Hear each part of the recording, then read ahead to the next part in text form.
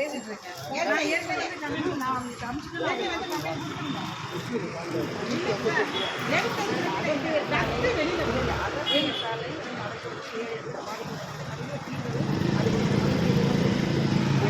உங்க பிரச்சனை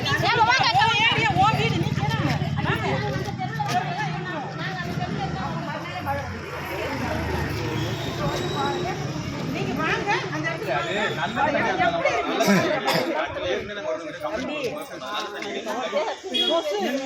பக்கத்துல நின்னாலே தெரியும். நெல் அந்த அளவுக்கு இப்ப பெரியவங்க பாதிக்கப்படுவாங்கன்றது கேள்விக்குறி. இப்போ குழந்தைங்களுக்குனா டக்குன்னு வந்து அஃபெக்ட் ஆகிடும் அந்த டிசீஸ். நாங்க சொல்லிட்டு தான் போறோம். நீங்க அதை தீர்வு இல்லை, எங்களுக்கு நிரந்தர தீர்வு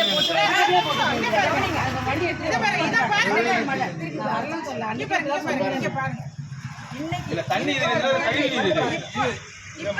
காலைல பார்த்தேன், 700 தான் பார்த்துட்டேன். அங்கதான் அடப்பு எடுத்துக்கிறாங்க.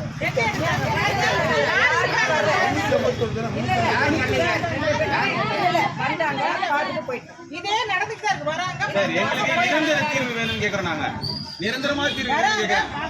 மழை வரும்போது திருப்பி தண்ணி வெளியே வருறதெல்லாம் நாங்க அடப்பு எடுத்து எங்க போட்டாங்க அதெல்லாம் எடுக்கல. தண்ணி அங்கதான் நிக்குது. தண்ணி அது வந்து கழிவு நீர் தண்ணி சார். அது சுத்தம் பண்ணாங்க. ஒரு நாள்ல பண்ண வேண்டிய வேலை செய்யறதுல பெரிய விஷயமா இது? சொல்லுங்க. ஒரு நாள் வேலை எல்லாம் இது. இதுதான் ஒரு பல வருஷம் வேலை செய்யக்கூடிய வேலை அது.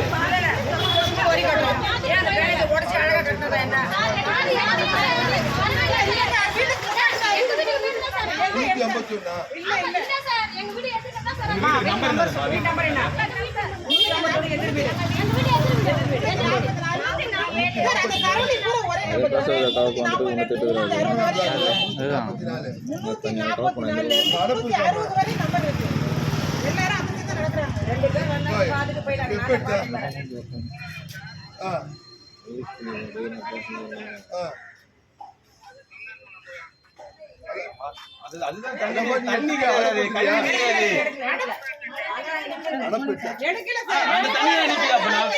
தண்ணி சுத்தம் பண்ணல. தண்ணி கழிவு நீர் அது. தண்ணி கழிவு நீர் இல்ல அது.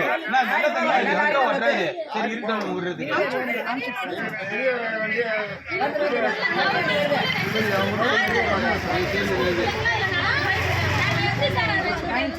இல்ல நீங்க அந்த தண்ணியை ஃபர்ஸ்ட் நிரந்தரமா எடுக்கிறதுக்கு என்ன தீர்வுன்றது சொல்லுங்க முதல்ல.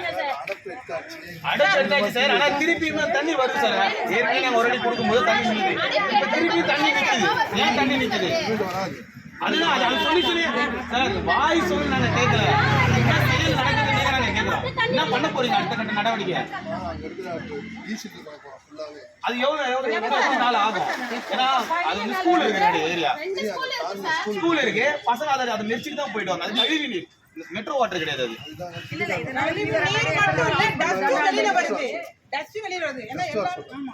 அது மலமே மேல வருது.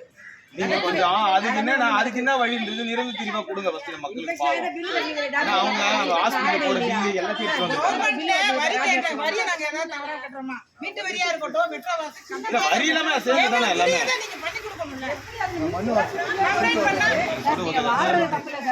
அடுத்த வாட்டி திரும்பி வரக்கூடாதுன்ற கோரிக்கை.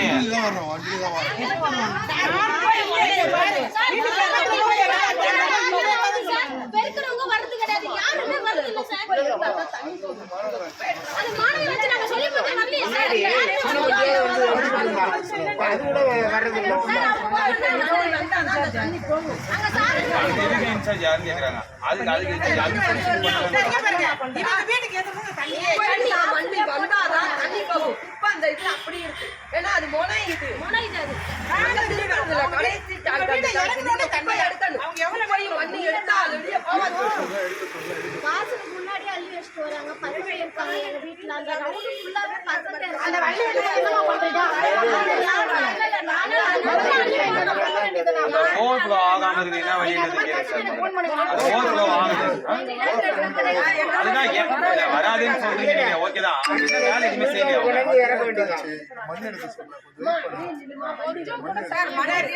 இல்ல மழை பெய்ஞ்சா திருப்பி ஓவர்ஃப்ளோ ஆகுது சார். இனி ஒரு முறை சைக்கிள் கொண்டு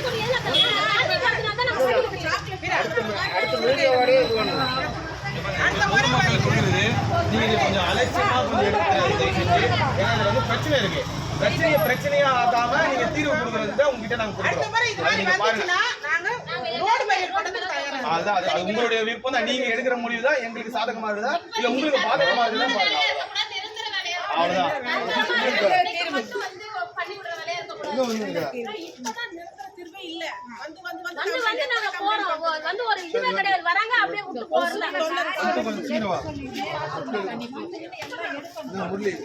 அந்த இடம் எல்லாமே அப்படிதான் இருக்கு. ஒரு ட்ரைனேஜ் ஃபுல்லாச்சும் அடுத்த ட்ரைனேஜ், இதை விட்டு அடுத்த ட்ரைனேஜ் மாறி மாறி மாறி வந்துட்டே இருக்கு. அப்படியே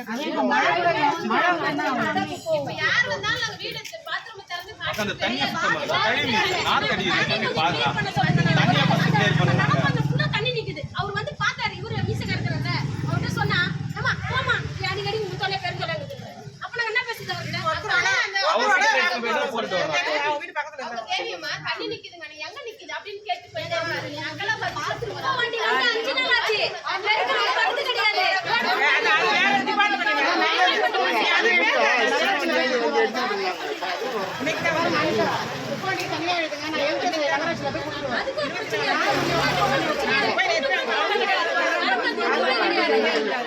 இது எங்களோட கோவத்தின் வெளிப்பாடா நினைக்காதீங்க. எங்களுடைய கஷ்டத்தின் வெளிப்பாடு. அவ்வளவுதான்.